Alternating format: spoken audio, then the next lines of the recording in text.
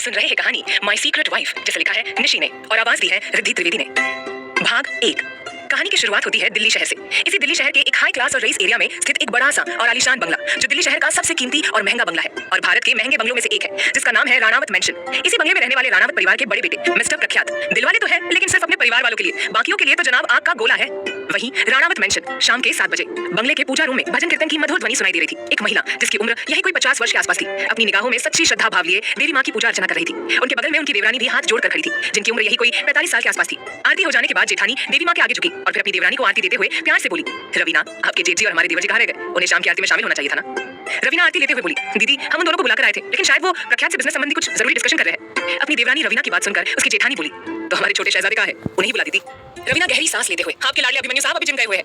दोनों देवरानी जेठानी देवी माँ से प्रार्थना कर रही थी। तभी बंगले के लॉन में एक मर्सिडीज तेजी से आकर रुकी। ड्राइविंग सीट का दरवाजा खुला और एक हैंडसम और डैशिंग लड़का, जिसकी उम्र यही कोई 25 वर्ष की थी, गाड़ी से बाहर निकल आया और चाबी को घुमाते हुए बड़ी स्टाइल से सीटी बजाते हुए बंगले के अंदर प्रवेश करने लगा। उसने ब्लैक टी शर्ट और ब्लू जींस पहनी हुई थी, चेहरे पर हल्की दाढ़ी थी, आंखों पर काले चश्मे और एक प्यारी सी मुस्कान लिए वो बंगले के हॉल के बीचों बीच आकर खड़ा हो गया और चारों तरफ देखते हुए अपनी आकर्षक आवाज में बोला, अभी अभी बंगले में पूजा हुई है, ये सुकून देने वाली महक, वाह।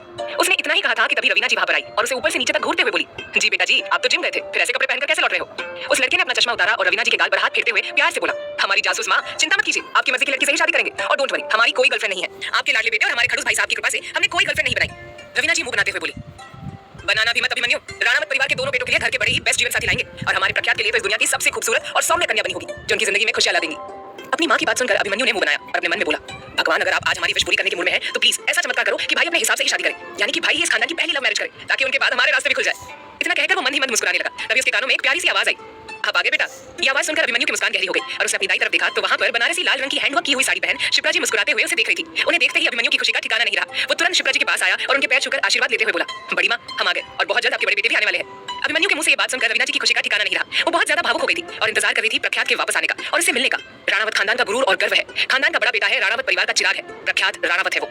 रवीना जी अपने सगे बेटे से ज्यादा तो अपनी बड़ी बहन और अपनी जेठानी के बेटे से प्यार करती है और प्रख्यात भी अपनी चाची या मासी कह लो, उनसे बहुत प्यार करता है, उनकी बहुत इज्जत करता है, उनके लिए कुछ भी कर सकता है। हालांकि वो अपने परिवार के हर सदस्य के लिए कुछ भी कर सकता है। रवीना जी मन ही मन खुश हो रही थी और अपने प्रख्यात का बेसब्री से इंतजार कर रही थी। तभी उनके कानों में एक भारी आवाज आई, लगता है बड़े साहबजादे के आने की खबर इन सबको मिल गई है। इतना कहकर राणावत खानदान के मुखिया श्री गजेंद्र सिंह राणावत, प्रख्यात के पिताजी, अपने छोटे भाई श्री मान सिंह राणावत के साथ हॉल में आए। उनके आते ही अभिमन्यु ने अपने बड़े पापा और अपने पापा के पैर छूकर आशीर्वाद लेते हुए कहा, भाई कल सुबह 10 बजे तक पहुंच जाएंगे। अभिमन्यु की बात सुनकर गजेंद्र जी ने उसके कंधे पर हाथ रखा और बोले, इसका मतलब अब से आपकी आजादी खत्म और कंपनी में काम शुरू। ये सुनकर अभिमन्यु का मुंह उतर गया और ये देखकर वहां मौजूद सभी के चेहरे पर मुस्कान आ गई। कुछ देर बाद उन सभी ने मिलकर डिनर किया और फिर अपने अपने कमरे में चले गए। रवीना जी अपने रूम की खिड़की के पास खड़ी होकर आसमान में चमकते चांद को देख रही थी। तभी मान सिंह जी उनके पास आए और उन्हें पीछे से अपनी बाहों में भरकर उनके कंधे पर अपनी ठोड़ी रखते हुए बोले, आपके चांद कल आपके पास होंगे। रवीना जी मुस्कुराती हुई बोली, और जल्दी ही चांद की चांदनी भी आने वाली है। मान सिंह जी बोले, ये तो सच कहा आपने, हमें भी काव्या बहुत अच्छी लगती है, हमारे प्रख्यात के लिए काफी समझदार और मैच्योर कन्या है और सबसे बड़ी बात ये हमारे और भाई साहब के मित्र की बेटी है, तो कोई टेंशन ही नहीं, अब बस जल्दी से इन दोनों की सगाई हो जाए। ये सुनकर रवीना जी बोली, मान जी, न जाने क्यों लेकिन हमारा दिल नहीं मानता कि काव्या ही हमारे प्रख्यात के लिए बनी है। हम जानते हैं कि वो बहुत अच्छी और सुलझी हुई कन्या है और इस परिवार को अच्छे से संभाल भी सकती है, लेकिन काव्या प्रख्यात के लिए नहीं बनी है और वैसे भी प्रख्यात भी उनसे कोई प्यार नहीं करते, उनके तो सामने भी कभी नहीं देखा हमारे बेटे ने। आप जानते हैं ना कि हमारा दिल कभी झूठ नहीं बोलता, तो बस याद रखना कि हमारे प्रख्यात की जिंदगी की रोशनी तो कोई और ही है, जो सबसे अलग होगी, जो करोड़ों में एक होगी, जो हमारे बेटे के दिल की रानी होगी। मान सिंह जी गहरी सांस लेते हुए बोले, पता नहीं वो कौन है और कहाँ है। रवीना जी कहीं ना कहीं तो होगी और सच्चे दिल से इंतजार कर रही होगी अपने सैया जी का। दोनों पति पत्नी एक दूसरे के करीब होकर आसपास के वातावरण को महसूस कर रहे थे और आने वाले समय के बारे में सोच रहे थे। इधर अगले दिन मनाली, हिमाचल प्रदेश में सुबह के 5 बज रहे थे। अभी तक सूरज अच्छे से आसमान में खिला नहीं था, जिस वजह से अंधेरा अभी भी कायम था, लेकिन हल्की रोशनी के साथ। वहीं एक घर के छत पर एक छोटा सा कमरा बना हुआ था, जिसमें ज्यादा सुविधाएं तो नहीं थी, लेकिन बस एक बिस्तर बिछा हुआ था और दीवार पर एक प्यारी सी तस्वीर लगी थी।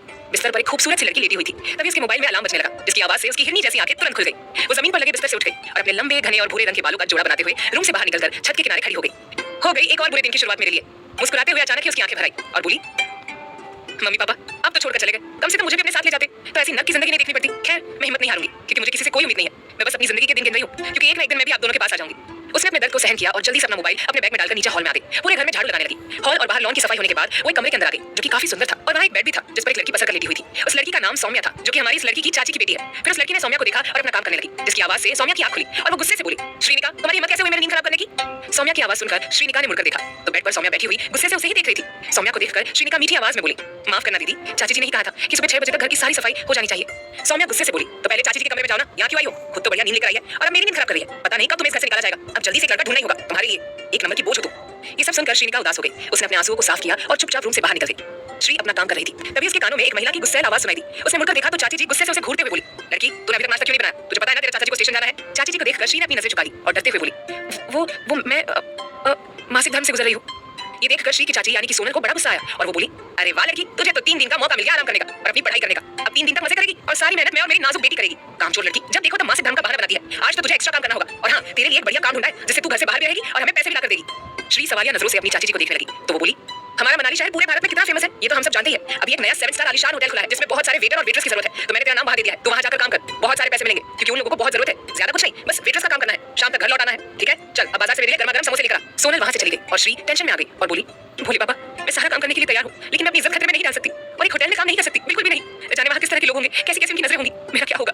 इधर दिल्ली शहर के एक बड़े से मैदान में 4-5 गाड़ियां लाइन से खड़ी हुई थी। उनके पास कई गार्ड्स सिर झुकाकर खड़े हुए थे और सबसे आगे वाली मर्सिडीज के पास अभिमन्यु खड़ा मुस्कुरा रहा था और उसके बगल में मिस्टर श्लोक मेहता खड़े थे जो कि राणावत परिवार के फैमिली फ्रेंड है और इनके दिल की तमन्ना है कि इनकी इकलौती बेटी काव्या की शादी राणावत परिवार के बड़े बेटे के साथ हो। श्लोक मेहता के पास एक लड़की भी खड़ी थी जिसके चेहरे की लालिमा बढ़ी हुई थी, बेताबी और बेचैनी बढ़ती जा रही थी और वो एक तक आसमान को देखे जा रही थी। तभी हेलीकॉप्टर में से एक बेहद आकर्षक और शानदार व्यक्तित्व वाला धनी पुरुष बड़ी स्टाइल, एटीट्यूड और शान से बाहर निकला। उफ, उस बंदे का क्या ही कहना, इतना हॉट और हैंडसम लग रहा था जिसकी कोई सीमा ही नहीं थी। उसने ब्लैक ओवरकोट पहना हुआ था विद ब्लैक जींस, चेहरे पर काला चश्मा और शेप में दाढ़ी, वो भी काली और घनी। लंबाई तो जनाब की 6 फुट 4 इंच है, यानी कि बहुत लंबे चौड़े दबंग मर्द है। चेहरे पर एक अलग ही चमक और राजपूती शान नजर आ रही थी। गुरूर और रौब की कोई सीमा नहीं थी। हेलीकॉप्टर से बाहर आते ही उन्होंने अपनी कलाई को बेहद आकर्षक तरीके से मोड़ दिया। वो गुरूर और रौब से भरपूर मर्द अपनी शान और शौकत से आगे बढ़ता जा रहा था और उसे देखकर अभिमन्यु की खुशी बढ़ती जा रही थी। और उसके बगल में खड़े मिस्टर मेहता अपनी बेटी के चेहरे के नूर को देखकर गर्व और गुरूर से बोले, आ ही गए मिस्टर प्रख्यात राणावत।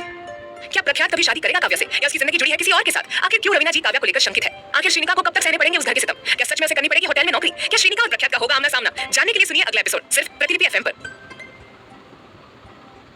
घर में इतने दर्द क्यों झेलने पड़ते हैं? वहीं इस बार उसकी चाची गुस्से में कौन सा कदम उठाएंगी और क्या श्रीनिका की सच में हो जाएगी एमएलए से शादी या आएगा इस कहानी में कोई नया ट्विस्ट? जानने के लिए सुनिए अगला एपिसोड सिर्फ प्रतिलिपि एफएम। भाग 2।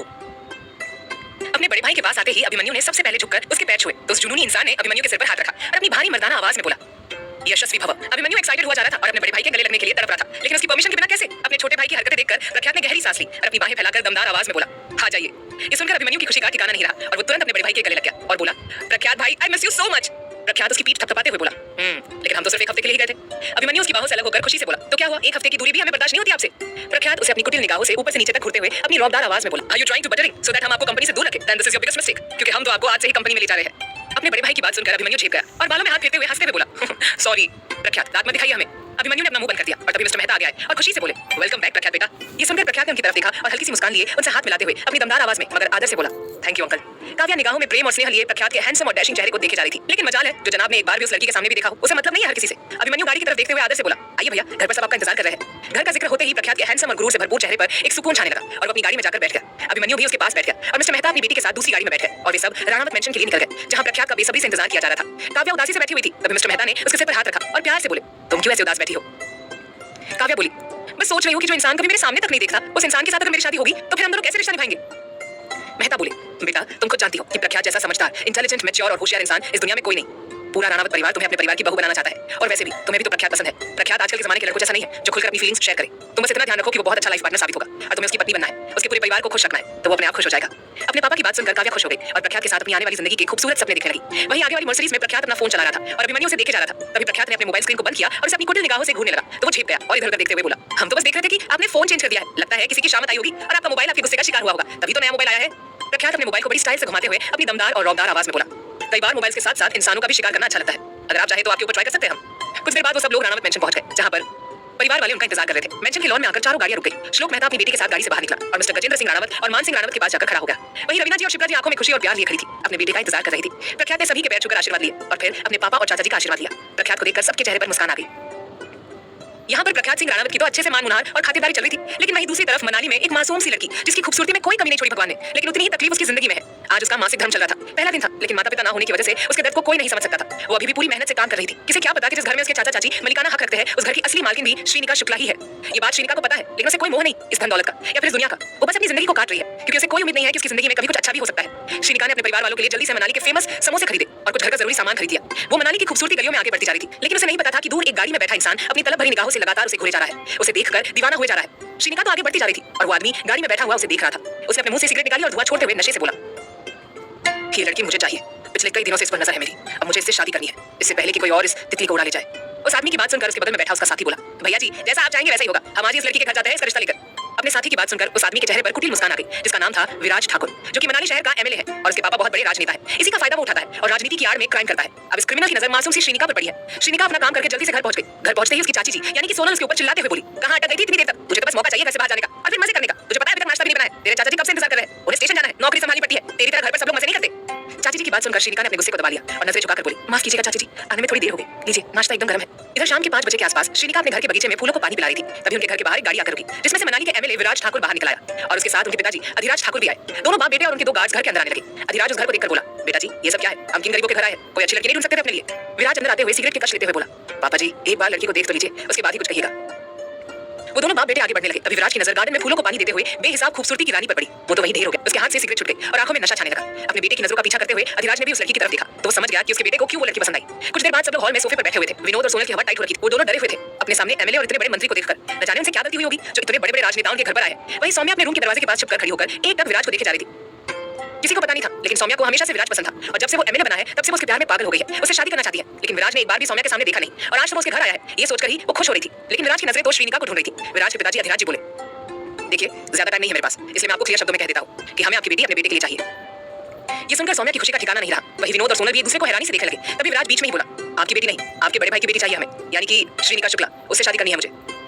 ना नुकार सुनने की हमें आदत नहीं है, चुपचाप अपनी लड़की को हमें सौंप दीजिए, शादी हम अपने हिसाब से कर लेंगे। ये सुनकर वो सब लोग डर गए। वही सौम्या का तो दिल टूट गया और उसे श्रीनिका पर गुस्सा आने लगा। वही स्टोर रूम के दरवाजे के पीछे छुपकर खड़ी श्रीनिका का दिल जोर के शोर से धड़कने लगा। उसे बहुत डर लगने लगा। वो जानती है कि विराज किस किस्म का इंसान है और वो ऐसे इंसान से शादी नहीं कर सकती। लेकिन अब वो क्या कर सकती है? उसकी किस्मत तो उसके हाथ में भी नहीं है। उसके चाचा चाची उसके लिए जो फैसला लेंगे वही फाइनल होगा। विनोद और सोनल की चुप्पी देखकर विराज को गुस्सा आया और वो अपने दांत पीसते हुए बोला, ज्यादा इज्जत दे रहे हैं तो रास नहीं आ रही है क्या? चुपचाप हाँ कह दो वरना लड़की को उठाकर ले जाएंगे हम। ये सब देखकर श्रीनिका की हालत खराब हो रही थी। अब तो उसकी जिंदगी पूरी तरह से अंधकार में जाने वाली है। विनोद और सोनल ने भी डर के मारे हाँ कह दिया और विनोद बोला, जी हमारी श्रीनिका आज से आपकी हुई। विराज के चेहरे पर कातिल मुस्कान आ गई। वही राणावत मैंशन के सेकंड फ्लोर के एक बड़े से और आलीशान कमरे में बनी एक बड़ी सी बालकनी में टेरेस गार्डन बना हुआ है, जहां पर टेबल चेयर्स लगे हुए थे। उन्हीं में से एक चेयर पर प्रख्यात सिंह राणावत किसी राजा की तरह चेयर पर बैठा हुआ था और एक जरूरी फाइल रीड कर रहा था। तभी आसपास अजीब सा एहसास होने लगा। मौसम भी बिगड़ने लगा, तेज तेज हवाएं चलने लगी और प्रख्यात का दिल धक धक करने लगा। उसने अपनी मुट्ठी भींच ली और आसमान को देखते हुए शिद्दत से बोला, कुछ छूट रहा है, कोई हमारा जो सिर्फ हमारा है हमसे दूर जा रहा है। आखिर अचानक से प्रख्यात को इतनी बेचैनी क्यों हो रही थी? क्या इसका कनेक्शन श्रीनिका से जुड़ा है? आखिर श्रीनिका को अपने ही घर में इतने दर्द क्यों झेलने पड़ते हैं? वही इस बार उसकी चाची गुस्से में कौन सा कदम उठाएंगी और क्या श्रीनिका की सच में हो जाएगी एमएलए से शादी या आएगा इस कहानी में कोई नया ट्विस्ट? से देखा है, लेकिन आप सबकी बात मानने के लिए भाग 3। प्रख्यात तुरंत अपनी जगह से खड़ा हुआ और न जाने क्यों उसे भयंकर गुस्सा आने लगा। वो आसमान को देखते हुए गुस्से से बोला, ये कैसी बेचैनी है? उसने अपनी आंखें बंद कर ली और अचानक से अपनी जुनूनी निगाहों को खोला और आसमान को देखते हुए बेहद आकर्षक तरीके से और जुनून से अपनी भारी मर्दाना आवाज में बोला, जो हमारा है वो सिर्फ हमारा ही है, उसे हमारे पास ही आना है, आराम से आना है वरना। भाग 4।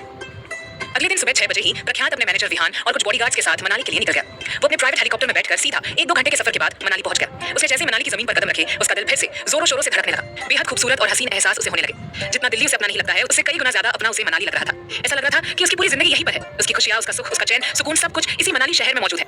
वो अपनी जुनूनी निगाहों में चमक लिए पूरे मनाली शहर की खूबसूरती को देख रहा था। यहाँ आकर उसे बहुत सुकून मिल रहा था। प्रख्यात के शुभ कदम मनाली में पड़ते ही मनाली शहर का मौसम भी खूबसूरत हो चुका था। काले बादल जा चुके थे, सुनहरी धूप खिल चुकी थी, जिससे कि पूरे शहर का वातावरण अत्यंत मनोरम और आनंदमय हो गया था। वातावरण के इतने खूबसूरत होने से और ठंडी ठंडी हवाएं चलने से फूलों के बाद में फूल तोड़ती श्रीनिका को बेहद खूबसूरत एहसास होने लगा। कल रात को तो वो बहुत ही दुखी हो रही थी। ऐसा लग रहा था जैसे कोई अपना दूर जा रहा है, लेकिन आज ऐसा लग रहा है कि वो अपना अब हद से ज्यादा नजदीक आ रहा है। श्रीनिका का दिल जोर शोर से धड़क रहा था। उसने अपने लाल दुपट्टे को कसकर पकड़ लिया और अपने बेचैन दिल को देखकर बोली, ये मुझे क्या हो रहा है? कौन आया है इस धरती पर? क्यों ऐसा लग रहा है कि इस दुनिया में मेरा भी कोई अपना है जो मेरे पास आया है? हे भोलेनाथ, कि कैसे एहसास हो रहे हैं मुझे कुछ समझ नहीं आ रहा। श्रीनिका ने अपनी बेचैनी को दूर किया और अपना ध्यान फूल तोड़ने में लगाने लगी, क्योंकि चाची जी ने उससे कहा था कि उसे खूबसूरत खिले हुए फूल तोड़कर लाने हैं घर में पूजा अर्चना के लिए। वो खूबसूरत सी लड़की अपने लंबे बालों का जुड़ा बनाए हुई थी, लाल रंग के शिफॉन के अनारकली सूट में बेहद खूबसूरत लग रही थी। फूलों की महक भी उसके बदन से आती चंदन की महक के आगे फीकी पड़ रही थी। वहीं दूसरी तरफ प्रख्यात इस खूबसूरत शहर को अपनी जुनूनी निगाहों से देख रहा था। आज उसका दिल इतना खुश था जितना आज से पहले कभी भी नहीं हुआ। उसे आज बहुत अपनापन महसूस हो रहा था। वो एक टक उस शहर की खूबसूरती को चारों तरफ से देख रहा था। तभी क्लाइंट वहां पर आए। दोनों ने आपस में मुलाकात की। क्लाइंट के आते ही प्रख्यात का चेहरा पहले की तरह एकदम भावहीन और सख्त बन गया। आपस में बातचीत करते हुए क्लाइंट बोला, अगर आपको शहर में एक जमीन खरीदनी है तो मैं आपको एक बहुत अच्छी लोकेशन बता सकता हूँ जो आपके लिए बहुत परफेक्ट रहेगी और आने वाले समय में उसकी कीमत भी बढ़ जाएगी। प्रख्यात, जमीन की लोकेशन इतनी परफेक्ट होनी चाहिए कि आसपास पहाड़ भी होने चाहिए और मैदान भी, इंसानों की बस्ती भी होनी चाहिए। इसके लिए हम करोड़ों रुपए खर्च करने के लिए तैयार हैं। ये सब सुनकर क्लाइंट बोला, हाँ ऐसी एक जमीन मेरी नजर में है जिसकी कीमत अभी भी करोड़ों में है और आगे आने वाले समय में बहुत ज्यादा बढ़ने वाली है। प्रख्यात, ठीक है तो फिर हम अभी जमीन देख लेते हैं, फिर शाम को मीटिंग कर लेंगे। प्रख्यात की बात सुनकर वो सब लोग अपनी अपनी गाड़ियों में बैठ गए और जमीन देखने के लिए निकल गए। प्रख्यात राणावत अपनी कार की बैक सीट पर बैठे हुए थे और खिड़की से बाहर का नजारा देख रहे थे जो कि बेहद खूबसूरत था। वहाँ के लोग, वहाँ का वातावरण, वहाँ की चीज, पेड़ पौधे, पहाड़, शांति, सब कुछ इतना आकर्षित कर रहा था प्रख्यात को जिसकी कोई हद नहीं। इतना सब कुछ देखने के बावजूद उसकी नजरें न जाने क्या ढूंढ रही थी जिसे वो खुद समझ नहीं पा रहा था। उनकी गाड़ियां आगे बढ़ने लगी और कुछ देर बाद एक खूबसूरत से बहुत बड़े बागान के दरवाजे के पास आकर रुकी। इस बागान के एक हिस्से में जहाँ बहुत सारे फूल लगे हुए थे श्रीनिका खड़ी थी और फूल तोड़ रही थी। अचानक से उसका दिल फिर से जोर शोर से धड़कने लगा और वहीं एहसास होने लगा कि कोई अपना उसके आसपास आया है। लेकिन श्रीनिका ने इस बार पलटकर बिल्कुल भी नहीं दिखा और अपने आप को कंट्रोल करते हुए फूल तोड़ने लगी। उस जगह पर पहुंचकर प्रख्यात के दिल के हाल बिल्कुल कुछ ऐसे ही थे। जनाब अपनी बेचैनी को कंट्रोल नहीं कर पा रहे थे। अब उन्हें गुस्सा आ रहा था क्योंकि वो समझ नहीं पा रहे थे कि हो क्या रहा है। राणावत जी गाड़ी से बाहर निकल आए और उन्होंने अपने कोट को उतारकर गाड़ी के अंदर ही रख दिया। अपने ब्लैक शर्ट की स्लीव्स को फोल्ड किया और अपने हैंडसम से भावहीन और मैच्योर चेहरे पर चश्मा लगाकर आसपास का नजारा देखने लगे। क्लाइंट उन्हें जमीन दिखाते हुए बोले, ये तो फूलों का बागान है जिसका मालिक ऑलरेडी कोई और है। इसके बदले में जो आप ये जमीन देख रहे हैं ये बहुत उपजाऊ जमीन है। इसके ऊपर अगर आप कोई कंस्ट्रक्शन का काम करवाना चाहते हैं तो डेफिनेटली करवा सकते हैं। आप एक बार जमीन देख सकते हैं, उसके बाद अपना फैसला ले लीजिएगा। मैं प्रॉपर्टीज के पेपर्स भी रेडी करवा दूंगा। प्रख्यात चश्मे में से उस बड़े से मैदान को देख रहा था। उसकी नजरें चारों तरफ दौड़ रही थी और तभी अचानक से उसे बगल वाले बागान में एक लड़की नजर आई जिसका दुपट्टा हवा में लहरा रहा था और वो फूलों के बीचों बीच खड़ी थी। उसकी पीठ प्रख्यात के सामने थी। न जाने प्रख्यात को अचानक से क्या होने लगा कि उसके दिल की धड़कनें बढ़ने लगी और वो आगे बढ़ने लगा। वो मैदान के अंदर आ गया। उसके पीछे पीछे उसका मैनेजर और क्लाइंट भी चलने लगे। प्रख्यात की नजर एक टक उस लड़की पर बनी हुई थी जो फूलों के बीचों बीच खड़ी हुई थी। उसका खूबसूरत सा दुपट्टा हवा में लहरा रहा था लेकिन उसका चेहरा ठीक से दिख नहीं रहा था। ये देखकर प्रख्यात बेचैन और बेताब होने लगा। उसने आज तक कभी किसी लड़की की तरफ आंख उठाकर भी नहीं देखा था, लेकिन आज उसका दिल उसे कह रहा था कि उसे इस लड़की के चेहरे को देखना चाहिए, इस लड़की के पास जाना चाहिए। यही सब सोचकर प्रख्यात आगे बढ़ने लगा। अब उसके दिल की बेचैनी और धड़कनें और ज्यादा तेज होने लगी। वही ऐसा ही हाल श्रीनिका का भी हो रहा था। उसे महसूस हो रहा था जैसे कोई उसके करीब आ रहा है और ये एहसास होते ही वो डरने लगी। उसने फूलों की बास्केट को कसकर पकड़ लिया और इधर-उधर देखने लगी, लेकिन एक बार भी पीछे मुड़कर नहीं देखा क्योंकि उससे थोड़ी ही दूर पर प्रख्यात खड़ा था और एक टक अपनी काली गहरी और जुनूनी निगाहों से उसे घूर रहा था। वो उस लड़की को ऊपर से नीचे तक देख रहा था। प्रख्यात के ऐसे अजीब बर्ताव को देखकर विहान को भी काफी हैरानी हो रही थी, लेकिन वो कुछ कह नहीं सकता था। प्रख्यात उस लड़की के थोड़ा और करीब आया, तभी उसे बेहद आकर्षक चंदन की महक आने लगी, जिसे महसूस करते ही प्रख्यात को नशा छाने लगा। वो मदहोश होने लगा। उसने अपनी मुट्ठी भींच ली और बेहद आकर्षक तरीके से महक लेते हुए अपनी आंखें बंद कर ली। उसके ऊपर दीवानगी और जुनून छाने लगा था और अब तड़प बढ़ने लगी थी इस कन्या के लिए। श्रीनिका का दिल धक धक कर रहा था। उसे महसूस हो रहा था जैसे उसे यहाँ पर खड़ा नहीं रहना चाहिए क्योंकि वो समझ गई थी कि उसके आसपास कुछ लोग खड़े हैं। उसने अपने फूलों के बास्केट को लिया और अपने बालों को खोल दिया। प्रख्यात ने तुरंत अपनी आंखें खोली तब उसकी नजरों के सामने उस लड़की के खूबसूरत लंबे भूरे बाल थे जो इतने रेशमी दिख रहे थे जिसकी कोई हद नहीं। वो हवा में लहरा रहे थे। जिस लड़की के बाल इतने खूबसूरत हो सकते हैं, जिस लड़की के बदन से चंदन की महक आ सकती है, वो लड़की कितनी खूबसूरत होगी, यही ख्याल प्रख्यात के दिमाग में चल रहा था। अब वो बहुत ज्यादा तड़प रहा था इस लड़की को देखने के लिए। प्रख्यात थोड़ा और आगे आया और अपनी भारी मर्दाना आवाज में आदर से बोला, एक्सक्यूज मी। ये दमदार, आकर्षक और असली मर्दाना आवाज सुनकर ही श्रीनिका का तन बदन सिहर उठा। उसकी सांसें तेज होने लगी। उसने कसकर बास्केट को दबाया और तुरंत वहां से जाने लगी। ये देखकर प्रख्यात बेचैन हो गया। वो उसे रोकने लगा, लेकिन श्रीनिका अपने लंबे बालों का सहारा लेकर अपने चेहरे को छुपाते हुए वहां से भागने लगी। वो भागते हुए भी इतनी खूबसूरत और हसीन लग रही थी कि प्रख्यात पागल हो रहा था उसके पीछे। उसने इस तरह की अदाओं वाली इतनी नजाकत और नाजुक सी कली को जो इतना महक रही है, ऐसी कन्या अपनी जिंदगी में पहली बार देखी थी। प्रख्यात उसके पीछे पीछे जाने लगा। तभी वो लड़की वहां से चली गई, लेकिन उसकी एक पायल वही रह गई जिसका अंदाजा उसे नहीं था। श्रीनिका प्रख्यात की नजरों से ओझल हो चुकी थी और ये देखकर प्रख्यात की निगाहों में अब गुस्सा आने लगा। उसने अपनी मुट्ठी कसकर बंद कर ली और अपने मन में उस अनजान लड़की पर हक जताते हुए जुनून से बोला, आप इस तरह से दूर नहीं जा सकती। आपने एक बार भी हमें अपना चेहरा नहीं दिखाया। हम एक बार जरूर मिलेंगे और तब आपका चेहरा जरूर देखेंगे।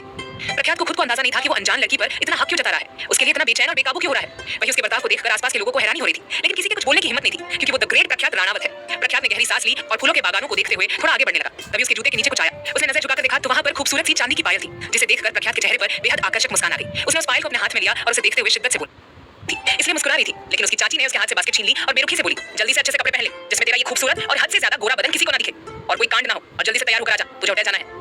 श्रीनिका की खुशी एक पल में गायब हो गई और वही भावहीन उदास चेहरा लेकर वो ऊपर अपने कमरे में चली गई। बिना किसी उम्मीद के वो अपने कपड़े बदलने लगी। उसने इस तरह के सलवार सूट पहने जिसमें सिर्फ उसका चेहरा दिख रहा था। सिर पर तो उसने पहाड़ी वेशभूषा के अनुसार दुपट्टा बांध लिया। आंखों से बाहर आते हुए आंसुओं को उसने रोक दिया और अपनी एक बुक बैग में रखकर वहां से जाने लगी। वहीं चाची जी और सौम्या उसका इंतजार कर रही थी। सोनल धीमी आवाज में बोली, तूने सारी प्लानिंग कर तो ली है ना, हमें आज इस लड़की से छुटकारा चाहिए ही और तेरे पापा को भी बेवकूफ बनाना होगा। सौम्या, आप चिंता मत करो मम्मी, सब कुछ सेट हो गया है। अब बस श्रीनिका के होटल जाने की देरी है और फिर होगा धमाका।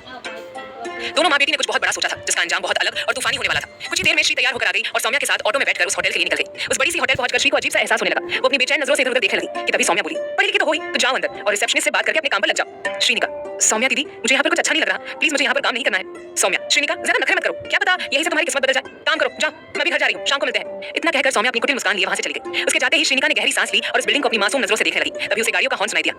उसने तुरंत मुड़कर देखा तो एक साथ कई लग्जरी गाड़ियां बिल्डिंग की तरफ ही बढ़ रही थी। उन्हें देखकर श्रीनिका तुरंत बिल्डिंग के अंदर चली गई और सारी गाड़ियां लाइन से आकर लॉन में रुक गई। गार्ड्स बाहर निकलकर एक तरफ खड़े हो गए। पहली गाड़ी से विहान बाहर निकल आया और उसने बैक सीट का दरवाजा खोला तो द ग्रेट प्रख्यात राणावत अपनी शान और रौब से गाड़ी से बाहर निकल आए। प्रख्यात ने ब्लैक थ्री पीस सूट पहना हुआ था, काले चश्मे लगाए हुए थे और चेहरे की चमक का तो क्या ही कहना, बड़े दिलकश लग रहे हैं राणावत जी। राणावत जी के वेलकम के लिए पूरा होटल स्टाफ और क्लाइंट भी बाहर आए और उनका वार्म वेलकम किया गया। मीडिया वाले पहुंच गए थे इतने बड़े बिजनेसमैन की तस्वीरें और इंटरव्यू लेने। वही होटल के हॉल में श्रीनिका रिसेप्शन के पास आई और बोली, सुनिए। उसके इतना कहने पर भी रिसेप्शनिस्ट ने जवाब नहीं दिया और उसे इग्नोर करने लगी। ये देखकर श्रीनिका ने गहरी सांस ली और बोली, Excuse me, am I talking to you? Can you just listen to me or not? Shrinika की जोरदार इंग्लिश और ऊपर से उसकी मनमोहक और आकर्षक आवाज सुनकर रिसेप्शनिस्ट ने तुरंत उसकी तरफ देखा तो वो देखती ही रह गई। कितनी खूबसूरत और हसीन लड़की उसके सामने खड़ी थी, वो भी देसी इंडियन पहाड़ी वेशभूषा में। रिसेप्शनिस्ट आदर से बोली, जी कहिए। श्रीनिका, कितने दुख की बात है कि मैंने हिंदी में बात की तो आपने मुझे इग्नोर किया, लेकिन जैसे मैंने इंग्लिश में बात की तो आपने मुझे भी इज्जत देना शुरू की। प्लीज भूलिए मत, हिंदी हमारी अपनी भाषा है और इंग्लिश बोलने से किसी का स्टैंडर्ड हाई नहीं हो जाता। जो इंसान अपने धर्म और संस्कृति से जुड़े रहने के साथ साथ मॉडर्न बनता है वो असल मायने में आगे बढ़ता है। श्रीनिका की बात सुनकर उस लड़की के चेहरे पर मुस्कान आ गई। उसने गहरी सांस ली और बोली, आप बिल्कुल सही कह रही है और हाँ मैं आपका समर्थन भी करती हूँ, लेकिन क्या करूँ, मजबूर हूँ, नौकरी कर रही हूँ, इसलिए जैसा ऊपर से ऑर्डर आता है वैसा करना पड़ता है, वरना आई लव हिंदी ओनली। ये सुनकर श्रीनिका के चेहरे पर प्यारी सी मुस्कान आ गई और वो बोली, जी मुझे यहाँ काम करना है, मेरा नाम श्रीनिका शुक्ला है।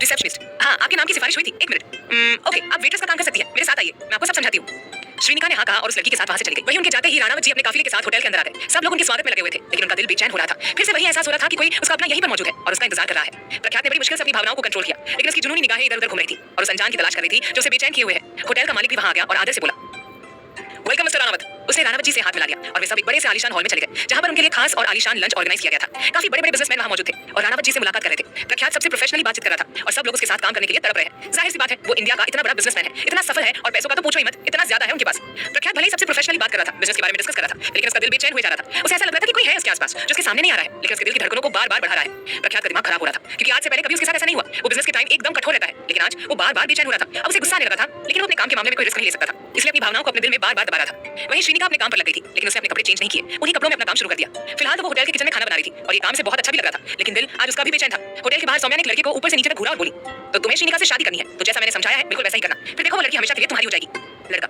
लेकिन वो उस रूम तक आएगी कैसे जिसमें मैं रहूंगा?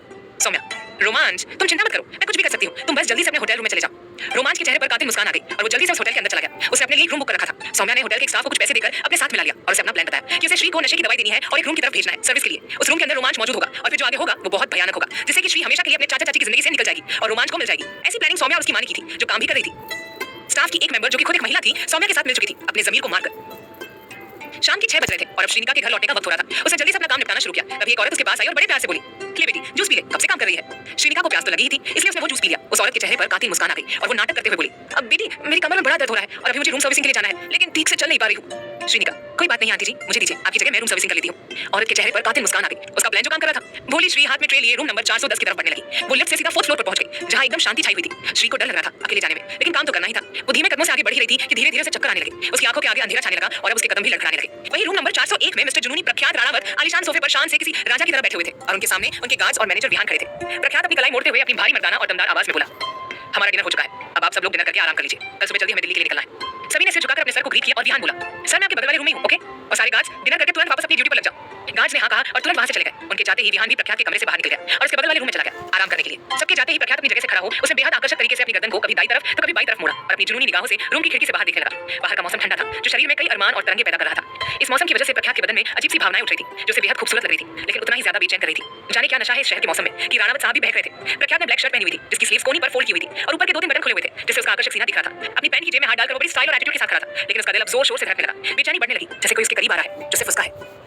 अपनी इन अनजान भावनाओं को कंट्रोल करने के लिए उसने अपनी आंखें बंद कर ली और मुट्ठी कसकर बंद कर ली, खुद को शांत करने के लिए। वहीं बाहर लॉबी में श्री नशे में चूर होकर लड़खड़ाती हुई आगे बढ़ रही थी। उसे रूम नंबर 410 तक पहुंचना था और वो जैसे ही रूम नंबर 401 के करीब आने लगी, तभी अंदर मौजूद प्रख्यात का दिल जोर से धड़कने लगा। उसकी सांसें तेज होने लगी, बाहर से ठंडी हवाएं भी अब तेजी से अंदर आने लगी। पूरे शरीर पर रोंगटे खड़े हो रहे थे। उसे बहुत स्ट्रांग फीलिंग आ रही थी, जैसे कोई इसके बेहद करीब है, लेकिन वो उसे देख नहीं पा रहा है। प्रख्यात की सांसें तेज होने लगी, उसकी जुनूनी निगाहों में तलब और बेताबी साफ दिखाई देने लगी, जिसे वो खुद समझ नहीं पा रहा था। वहीं बाहर श्री की हालत अब खराब हो रही थी, वो ठीक से चल भी नहीं पा रही थी और अचानक ही उसका पैर मुड़ गया और वो धड़ाम से जमीन पर गिर गई, जिससे उसके हाथ से ट्रे छूटकर जमीन पर गिर गई, जिससे कांच टूटने की आवाज हुई, जो रूम के अंदर मौजूद प्रख्यात के कानों में जोर से बजी, जिसे सुनकर उसने तुरंत अपनी आंखें खोली। उसकी आंखों में जुनून और शिद्दत साफ नजर आ रहा था। वो तुरंत अपने रूम के दरवाजे की तरफ तेजी से बढ़ने लगा। उसने एक झटके में अपने रूम के दरवाजे को खोल दिया, लेकिन उसे सामने कोई नजर नहीं आया। लेकिन जब उसने अपनी नजर झुकाकर देखी तो उसके रूम के दरवाजे के ठीक पास एक लड़की जमीन पर गिरी हुई थी, उठने की कोशिश कर रही थी। उसके आसपास कांच के टुकड़े बिखरे हुए थे। उस लड़की को देखते ही प्रख्यात का सीना ऊपर नीचे होने लगा, उसकी सांसें तेज होने लगी, हाथ पैर फूलने लगे, बहुत अजीब से एहसास होने लगे, जैसे ये लड़की उसकी ही है, सिर्फ उसी की। प्रख्यात ने अपना हाथ उसकी तरफ बढ़ा दिया और उसके करीब जाने के लिए बेताब होने लगा और बेताबी से अपनी आकर्षक आवाज में बोला, excuse me, are you okay?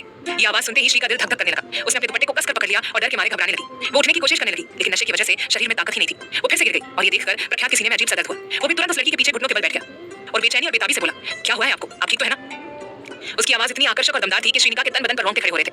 लेकिन जब उसकी नजर सामने टूटे हुए कांच पर गई तो वो डर गई और अपने सीने पर हाथ रखकर अपनी मीठी आवाज में डर लिए हुए बोली, हे भोलेनाथ, ये मुझसे क्या हो गया? इतना बड़ा नुकसान कर दिया मैंने। उफ, ये मीठी और मनमोहक आवाज सुनकर तो प्रख्यात वहीं ढेर हो गया। उसके सिर पर दीवानगी और जुनून छाने लगा। जनाब की जुनूनी निगाहें तड़पने लगी इस खूबसूरत आवाज वाली लड़की की शक्ल देखने के लिए, लेकिन ये जालिम तो उसके सामने तक नहीं दिख रही थी। ऊपर से अब उसे चंदन की महक भी आने लगी थी, जिससे वो बेचैन हुए जा रहा था। प्रख्यात अब अपनी भावनाओं को कंट्रोल नहीं कर पाया और हद से ज्यादा बेचैनी और तड़प से बोला, I want to see you. ये सुनते ही श्रीनिका डर गई और हड़बड़ाते हुए अपनी जगह से उठने लगी, तो एक कांच का टुकड़ा उसकी नाजुक सी हथेली में चुभ गया और वो दर्द से तड़प कर बोली, मां।